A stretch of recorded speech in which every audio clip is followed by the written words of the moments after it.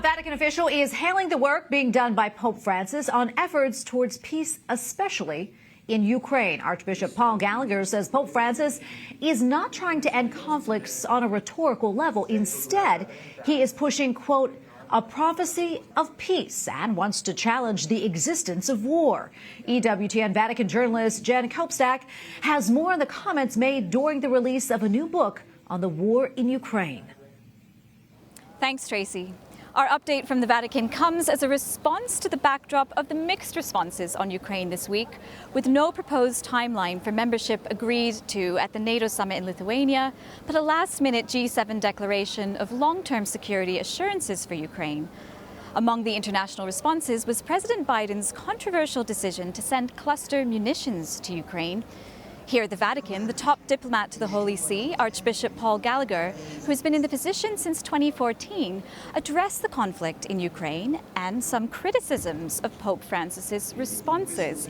Speaking in front of a packed audience, which included military personnel and ambassadors at a presentation of a new collection of essays on the war called Ukraine Lessons, the Archbishop spent much of his presentation defending Pope Francis's diplomatic stance, which appears to be questioned by several articles in the journal.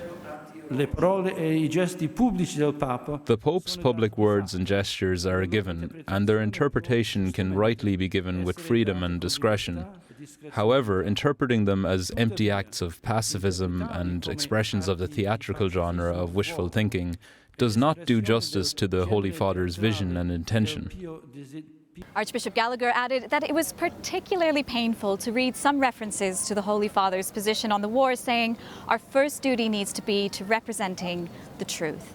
The Archbishop acknowledged that some Ukrainians, including religious representatives and government authorities, have been deeply disappointed by some of Pope Francis's statements during the conflict, but he underlined that the Holy See has not turned a blind eye to the war crimes committed by the Russian army, nor does it want to equate a victim country with the aggressor.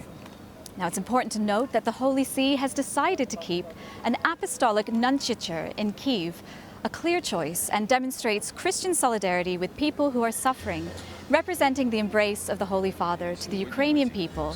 That was also communicated by several pastoral visits from cardinals to Ukraine, including Cardinal Zuppi's visit last month, both to Kyiv and Moscow. Jen Kopstak, EWTN News Nightly, Rome.